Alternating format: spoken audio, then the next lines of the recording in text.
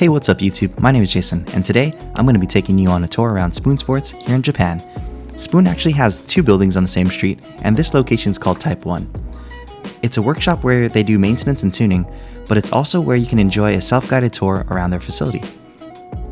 As we walk around, I'll tell you a couple interesting facts about Spoon. Alright, as we enter, first thing we see is a Type R motor, a motorcycle in the back, and the bumper wall.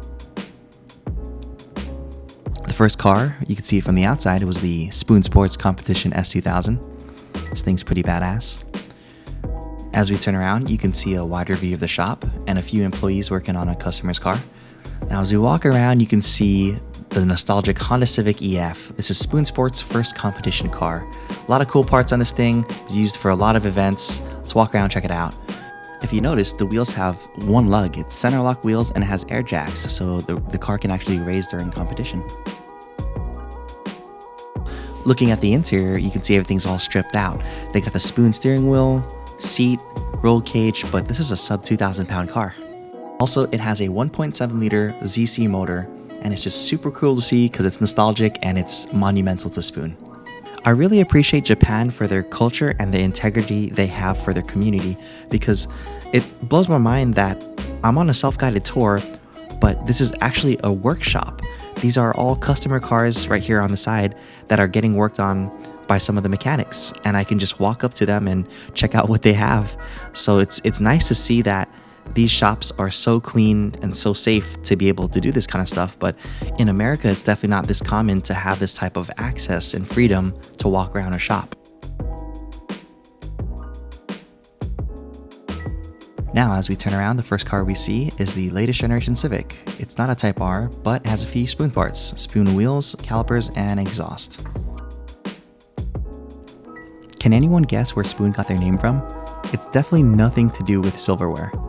So Spoon Sports is actually named after a famous double apex corner at Suzuka Circuit. And guess who owns Suzuka? Yep, you guessed it right, Honda owns Suzuka. Now walking around the Civic, going toward the display wall, first thing we see is a couple NSX motors. I wanted to point out there that this crate that holds the NSX motors is pretty nice because it holds them vertically and it saves space. And it's on wheels too, so that's pretty cool. I'm not sure if these motors belong to customers or if these are the actual competition motors. Now, this yellow top engine right here with the ITBs made by Toda, this one could possibly be their actual competition motor. This would be really cool if we could actually buy this motor, but I didn't ask.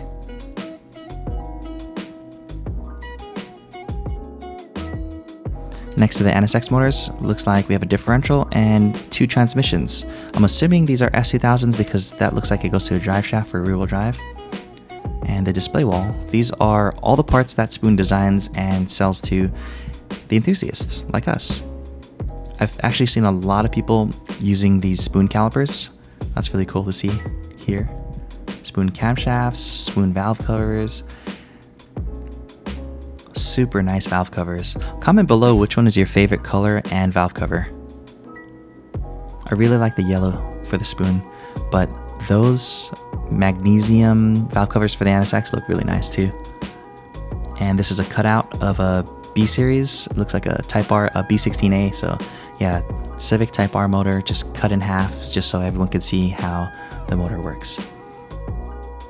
Now this thing right here is the elevator. This is how they get cars from the first floor all the way up to the second floor. This is pretty normal here in Japan. We don't have them in America, so it's nice to see. Walking toward the bumper wall again from bottom to top, we have an S2000. I think this is Civic Type R from the FD2, NSX NE2, and then the FK8 Type R. Spoon does actually store cars up here as well, but other than that, this shop is pretty small here at the second floor. Just FYI, there are employees here working, so be respectful of them. Ask to take photos, ask to take videos before you actually start doing it. And there is a first floor, but before we go down there, let me show you this S2000. Let's talk about this S2000. Spoon built this S2000 in 2013 to compete in the Super Endurance race class, where it was used for about 3 years. The engine is mostly stock, but Spoon tuned it so it feels more responsive than a stock motor. As for the interior, you can see that Spoon did some massive dieting for weight reduction. That roll cage looks insane. Looking at the exterior of the car, as we walked by it, I can tell that it has spoon front bumper, spoon hood, spoon mirrors, spoon hardtop rear bumper, that spoiler, and this exhaust right here. So this thing's pretty much decked out.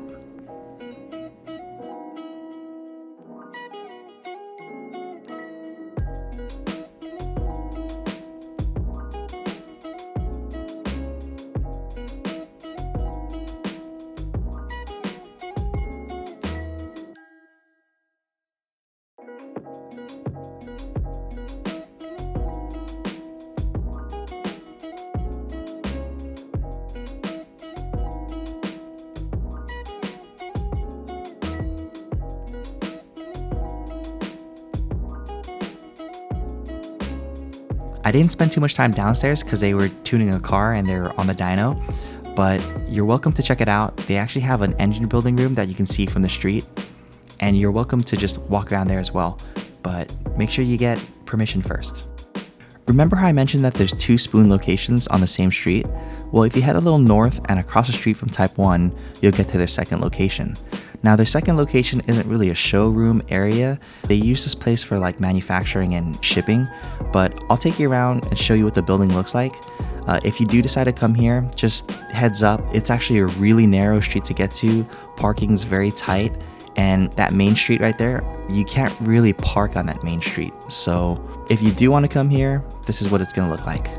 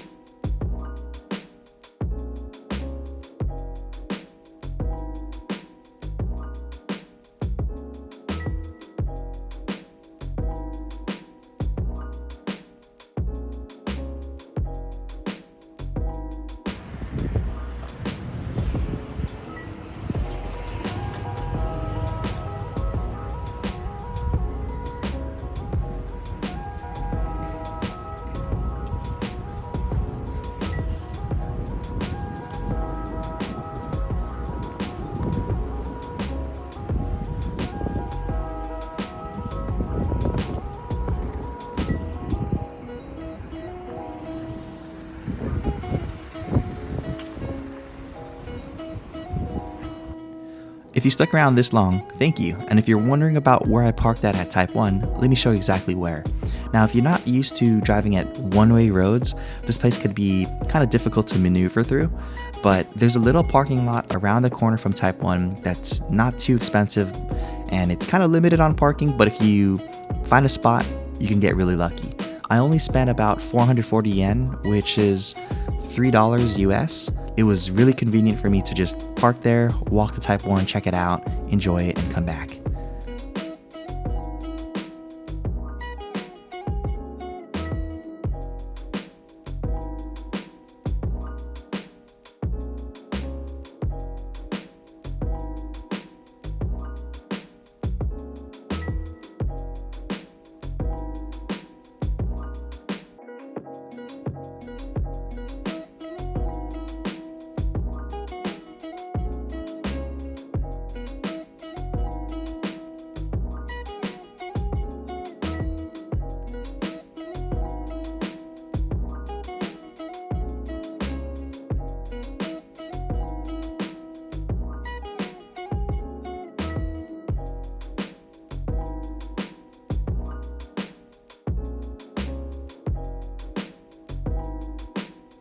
I hope you guys enjoyed this video, and if you found it helpful, please hit the like button and subscribe.